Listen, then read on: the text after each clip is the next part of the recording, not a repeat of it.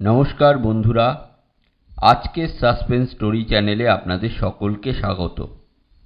আমাদের গল্পগুলো আপনাদের যদি ভালো লেগে থাকে তাহলে অবশ্যই আমাদের চ্যানেলটিকে সাবস্ক্রাইব করে আমাদের পাশে থাকবেন।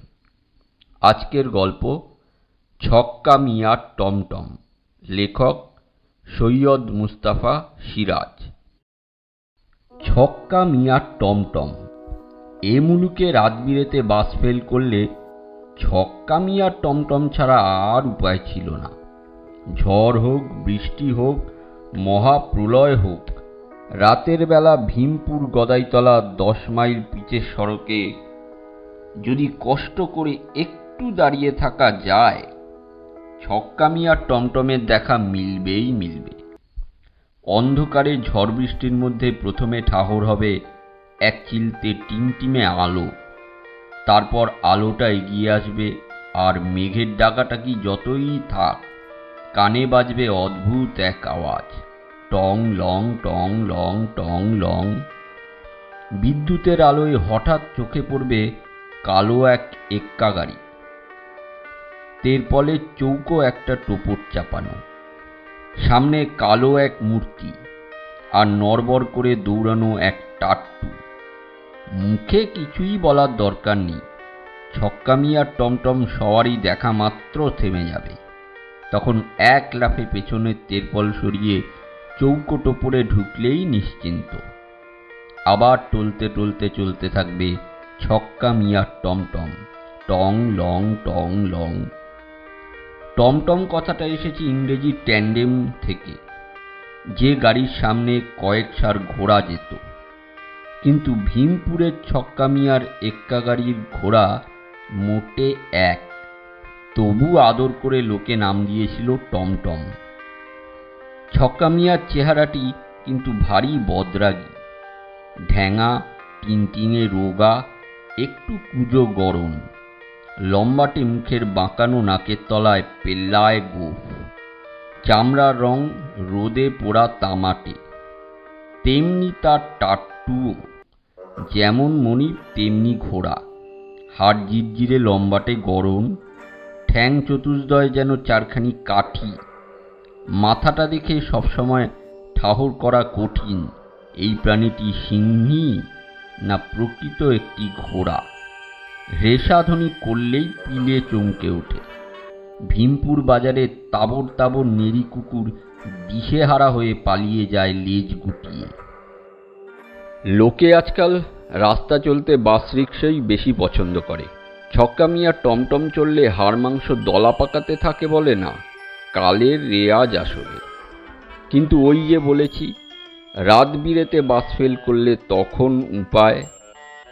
ছক্কা মিয়া এটা বোঝে এবং দিনে তার টমটমের বাহনটিকে নিয়ে বন জঙ্গল বা ঝিলে চড়িয়ে নিয়ে বেড়ায়। রাতের বেলা ছোট্ট বাজারের চৌরাস্তায় শিরিষ গাছের তলায় ঘাপটি পেতে বসে থাকে, পাশেই টমটম রেডি। সেবার পুজোর সময় কলকাতা থেকে ছোট মামার সঙ্গে আসছি, মাঝপথে একখানা ট্রেন দাঁড়িয়ে রইল তো রইলই, আর নড়ার নাম নেই।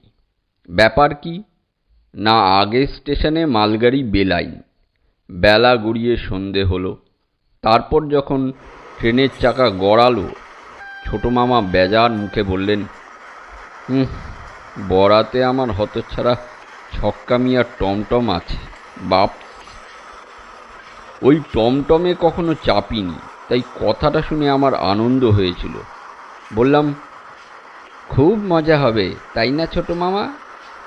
ছোট মামা দাঁত মুখ খিচিয়ে বললেন, মজা হবে, বুঝবে ঠেলাক্ষণ। ঠেলাটা কিসের বুঝলাম না আগে ভাগে। দেখলাম ছোট মামা ট্রেনের জানলা দিয়ে মুন্ডু বাড়িয়ে বারবার যেন আকাশ দেখছেন। একটু পরে বললেন, খুব ঝড় বৃষ্টি হবে, কার মুখ দেখে যে বেরিয়েছিলাম। বরদা অত করে বললেন, তবু থাকলুম না। ছ্যা ছ্যা, আমার কি আক্কেল। ভীমপুর স্টেশনে যখন নামলাম তখনও কিন্তু ঝড় বৃষ্টির পাত্তা নেই। রাত 1টা বেজে গেছে, বাজার নিশুতি। চৌমাথায় শিরিষতলায় গিয়ে দেখি ছক্কা মিয়ার টমটম দাঁড়িয়ে আছে। বলা কওয়া নেই, দরদস্তুর নেই, ছোট মামার টমটমের পেছন দিকে তেরপল তুলে ঢুকে ডাকলেন, হাঁ করে দেখছিস কি, উঠে আয়, এক্ষুনি এক গাদা লোক এসে ভালো জায়গা দখল করে ফেলবে যে। ভেতরে খড়ের পুরু গাদার ওপর তেরপল পাতা, কেমন একটা বিচ্ছিরি গন্ধ, অন্ধকারও বটে, যেন এক গুহায় ঢুকেছি। সামনে সরে গিয়ে ছোট মামা পর্দাটা ফাঁক করে রাখলেন। একটু পরে আরও জনা দুই লোক ভেতরে ঢুকে পড়ল। সে এক ঠাসাঠাসি অবস্থা। আর তারপরেই আচমকা চিকুর ছেড়ে মেঘ ডাকল এবং সনসন করে এসে গেল একটা জোরালো হাওয়া। ছোট মামা বললেন, ওই যা বলেছিলাম হলো তো? ছক্কা মিয়া সামনের আসন থেকে ঘোষণা করল, আরাম করে বসুন বাবু মশাইরা, এবার রওনা দিই। তার ঘোড়াটাও মেঘের সঙ্গে পাল্লা দিয়ে চি হি হি করে ডাক ছেড়ে যখন পা বাড়ালো, তখন টের পেলাম কেন ছোট মামা বাপস বলে মুখখানা তুম্ব করেছিলেন। সত্যি বাপস, হাড়গোড় মরমরিয়ে ভেঙে যাওয়ার দাখিল। বাইরে হাওয়ার হইচই, মেঘের হাঁকডাক যত বাড়ছে, ছক্কা মিয়ার ঘোড়াটাও তত যেন তেজি হয়ে উঠছে। একটু পরেই চরবড়িয়ে বৃষ্টির ফোঁটা টোপরের তেরপলে পড়তে শুরু করলো। ছোট মামা ফাঁকটুকু বন্ধ করে দিলেন। আমি তখন অবাক, ছক্কা মিয়া বাইরে বসে চাবুক খাকাচ্ছে যে, ওর বৃষ্টির ছাট লাগবে না? রাস্তাটা ঘুরে রেল লাইন পেরুলে দুধারে বিশাল দিগন্ত মাঠ। ফাঁকা জায়গায় ঝড় বৃষ্টিটা মিয়ার টমটমকে বেশ বাগে পেল। প্রতি মুহূর্তে মনে হচ্ছিল এই বুঝি উল্টে গিয়ে রাস্তার ধারের গভীর খালে নাকানি চোবানি খাবে। আমাদের অবস্থা কি দাঁড়াবে সেও ভাববার কথা। কিন্তু আশ্চর্য, টমটম সমান তালে নড়বড়িয়ে টলতে টলতে চলছে। মাঝে মাঝে ঝড় বৃষ্টির শব্দের ভেতর শোনা যাচ্ছে অদ্ভুত এক শব্দ, টং লং টং লং টং লং। কখনো ছক্কা মিয়ার টাট্টু ঘোড়া বিকট চিহি করে চেঁচিয়ে উঠছে। তারিফ করে আমার পেছন থেকে এক সওয়ারি তখন বলে উঠলেন, পক্ষীরাজের বাচ্চা। এতক্ষণে তেরপলের টোপরের ফুটো দিয়ে জল চোয়াতে থাকলো। সওয়ারিরা নড়ে চড়ে বসার চেষ্টা করছিল, কিন্তু সরবে কোথায়? বেহদ্দ ভিজে সপসপ হয়ে যাচ্ছিল জামা কাপড়। একসময় ছোট মামা হঠাৎ বাঁচকাই চেঁচিয়ে বললেন, আহ, হচ্ছে কি মশাই, আমার ওপর পড়ছেন কেন? আপনার ওপর আমি পড়লুম না আপনি আমার ওপর পড়লেন? কি বাজে কথা বলছেন? আমায় ঠান্ডা করে দিয়ে আবার তক্ক? আপনি মানুষ না বরফ? আমি বরফ, আপনি তো বরফ। ইস, কি ঠান্ডা, হাড় অবধি জমে গেল, দেখছেন না? আমার পিছনের সওয়ারি চাপা খিক খিক করে হেসে আমার কানের ওপর বলল, ঝগড়া বেঁধে গেছে, বরাবর হয়, বুঝলেন তো মশাই? ছক্কা মিয়ার টমটমের এই নিয়ম। এমন বিদঘুটে হাসি কখনো শুনিনি, কিন্তু এর শ্বাস প্রশ্বাসও যে বরফের মতো হিম। বললুম, ইস, একটু সরে বসুন না, বড্ড ঠান্ডা করে যে। লোকটা ভারী অদ্ভুত। সে ওই বিদঘুটে খিক খিক হাসতে হাসতে আরও যেন ঠেসে ধরল আমাকে।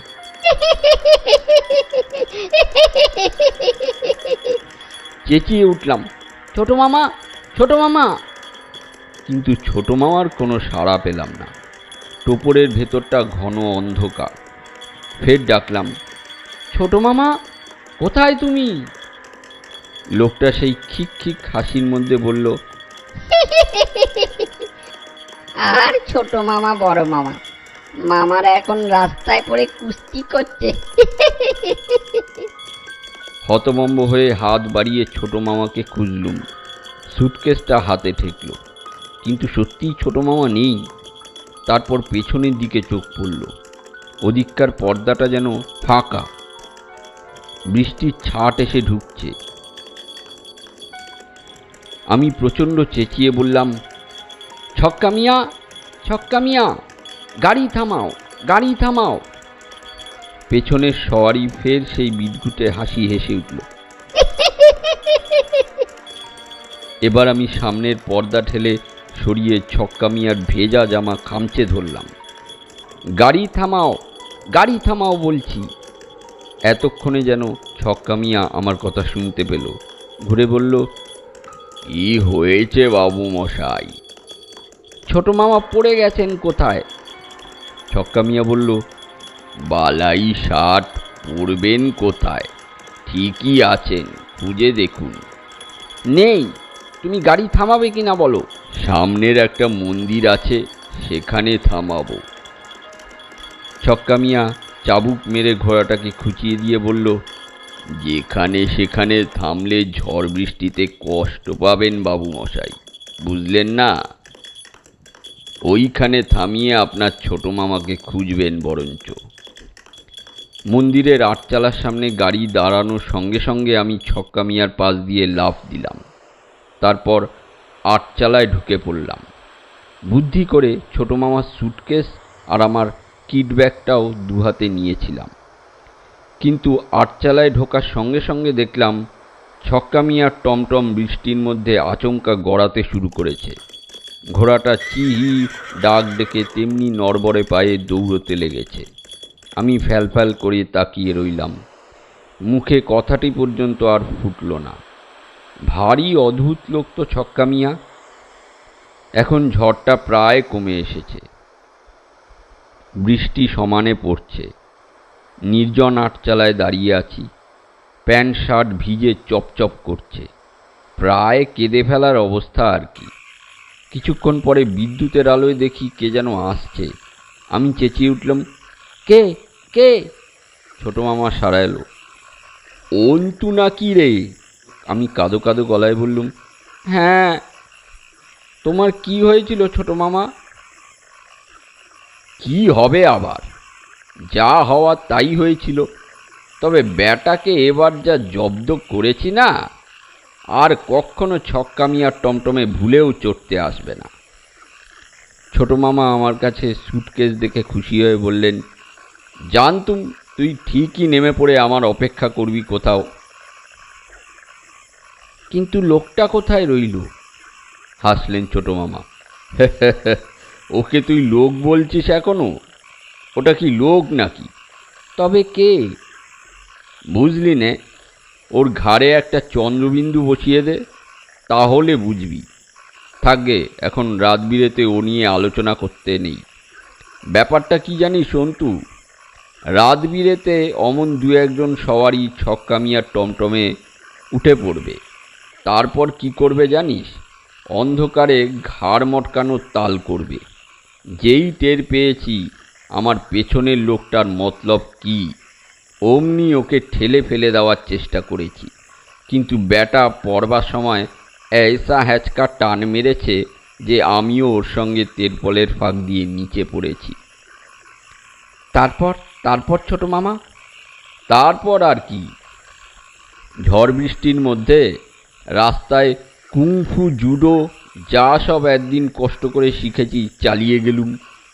এক প্যাচে ওকে এমন করে ছুড়লাম যে একেবারে 20 ফুট গভীর খাদে গিয়ে পড়ল।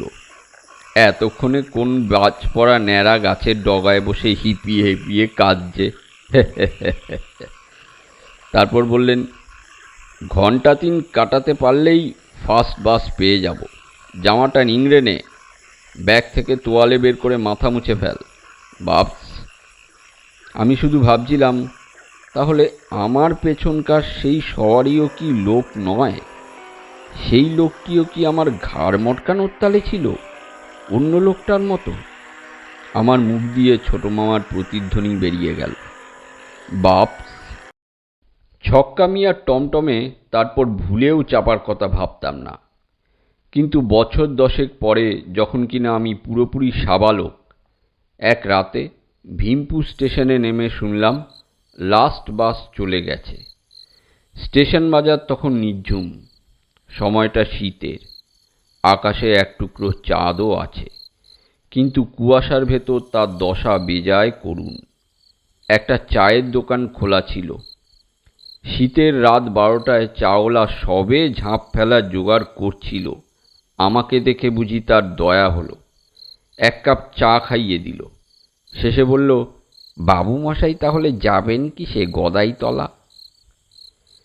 কিসে আর যাব, বরং দেখি যদি ওয়েটিং রুমে রাতটা কাটানো যায়। চাওয়ালা মুচকি হেসে বলল, হে হে, ছক্কামি আর টমটমেও যেতে পারেন। ছক্কামি আর টমটমের কথা ভুলেই গিয়েছিলাম। সেবার ঝড় বৃষ্টি ছিল কম। হনহন করে চৌমাথায় চলে গেলাম। গিয়ে দেখি শিরিষতলায় আগুন জ্বেলে বসে আছে সেই আদি অকৃত্রিম ছক্কা মিয়া। পাশেই তার টমটম তৈরি।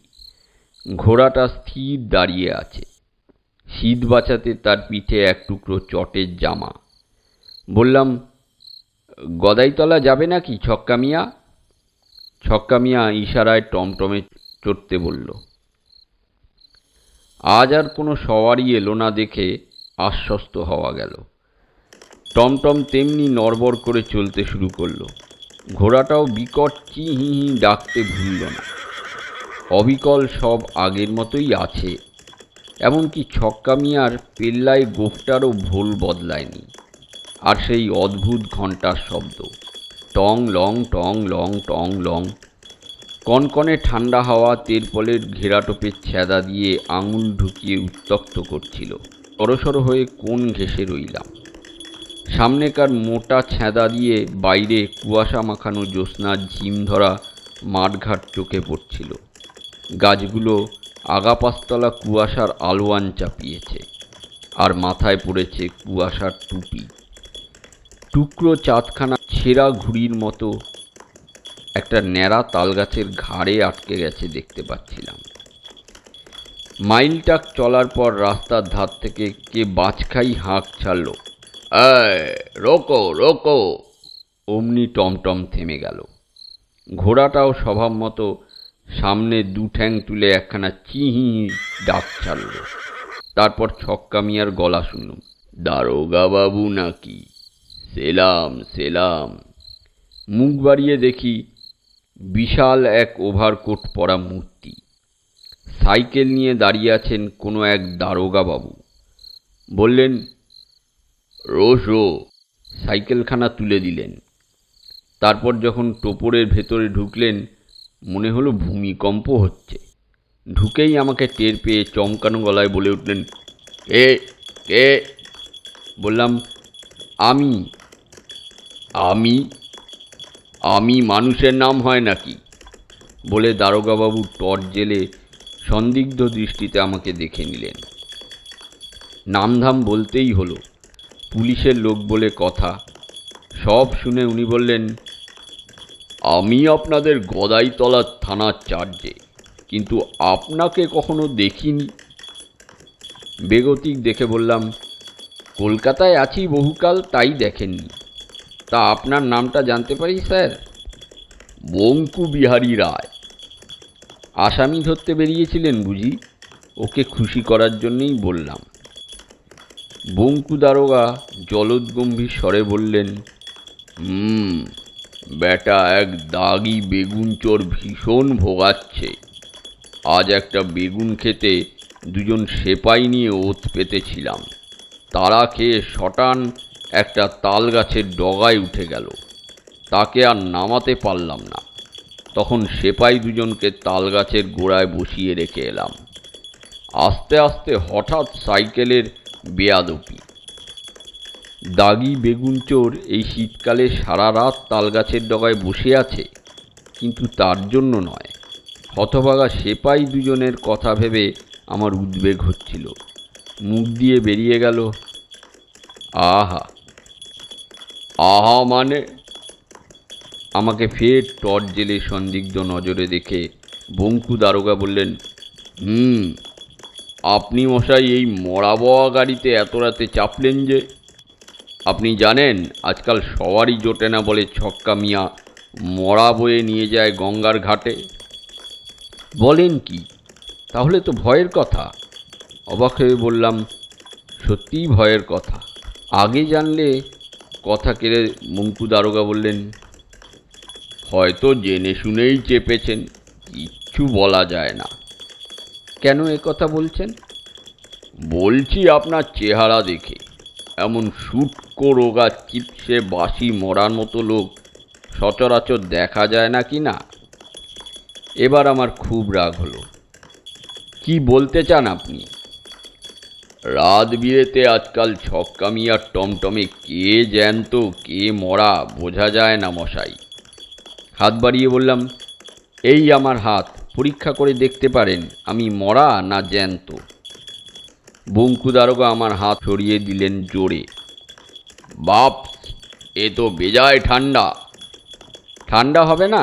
শীতের রাতে এই মাঠের মধ্যে হাত কি গরম থাকবে? না মশাই, এমন রাতে বিস্তর সিদেল চোরের হাত পাকড়েছি, তারা কেউ এমন ঠান্ডা ছিল না। কি আমায় সিদেল চোর বললেন? বঙ্কু দারোগা গলাটা ভেতরে নিয়ে বললেন, সিদেল চোরের ভূতও হতে পারেন, কিচ্ছু বলা যায় না। তখন আহা বলা শুনেই সন্দেহ জেগেছে। আর সহ্য হলো না, খাপ্পা হয়ে চেঁচিয়ে উঠলাম, পুলিশ হন আর যাই হন, আপনাকে আমি সাবধান করে দিচ্ছি মশাই। দারোগাবাবু ফের মুখের ওপর টর্চ জেলে বললেন, হুঁ হুঁ হুঁ হুঁ, বড্ড এগিয়ে এসেছেন, সরে বসুন বলছি। মুখের ওপর টর্চের আলো কারি বা সহ্য হয়? টর্চ নেভান বলে টর্চটা ঠেলে ধাক্কা মেরে সরিয়ে দিলাম। টর্চটা নিভে গেল এবং কোথায় ছিটকে পড়ল, কিন্তু এটাই বোধহয় ভুল হলো। আর বঙ্কু দারোগা বিকট গলায় ভূত ভূত বলে চিৎকার ছেড়ে আমাকে এক ধাক্কা মারলেন। টোপরের এক পাশে জরাজীর্ণ তেরপলের ওপর কাত হয়ে পড়লাম। তেরপলটা ফরফর করে ছিঁড়ে গেল এবং টাল সামলাতে না পেরে গড়িয়ে নিচে পড়ে গেলাম। কানের পাশ দিয়ে চাকা গড়িয়ে গেল প্রচণ্ড বেগে। পলকের জন্য দেখলাম কুয়াশা ভরা নীলচে জ্যোৎস্নায় কালো টমটম দূরে সরে যাচ্ছে। ভেসে আসছে এক অদ্ভুত শব্দ, টং লং টং লং টং লং। ভাগ্যিস রোডস দপ্তরের লোকেরা রাস্তা মেরামতের জন্য কিনারায় বালির গাদা রেখেছিল। আঘাত টের পেলাম না। সামনে একটা বাড়ি দেখা যাচ্ছিল। লোকেরা লণ্ঠন লাঠিসোঁটা নিয়ে বেরিয়ে এলো। তখন ঘটনাটা তাদের আগাগোড়া বলতে হলো, কিন্তু সব শুনে ওরা আমার দিকে হাঁ করে তাকিয়ে রইল। একজন বলল, কি বলছেন বাবু? ছক্কা মিয়ার টমটম পেলেন কোথায়? কাল ভীমপুরের কাছেই একটা ট্রাকের ধাক্কায় ছক্কা মিয়া আর তার ঘোড়াটা মারা পড়েছে যে। ভাগ্যিস টমটমে একটা মরা ছিল শুধু, সঙ্গে লোকেরা বাসে চেপে গঙ্গার ধারে গিয়েছিল। কিন্তু অবাক কাণ্ড দেখুন, মরাটা একেবারে আস্ত ছিল। তুলে নিয়ে গিয়ে ভালোই চিতেই তুলতে পেরেছে। বঙ্কু দারোগার উপর সব রাগ সঙ্গে সঙ্গে ঘুচে গেল। বরং উনি আমাকে বাঁচিয়েই দিয়েছেন দেখা যাচ্ছে। কিন্তু ওর নিজের ভাগ্যে কি ঘটল কে জানে। আহা বেচারা। কি ঘটল তার পরদিন শুনলাম। বঙ্কুবাবু তখন হাসপাতালে।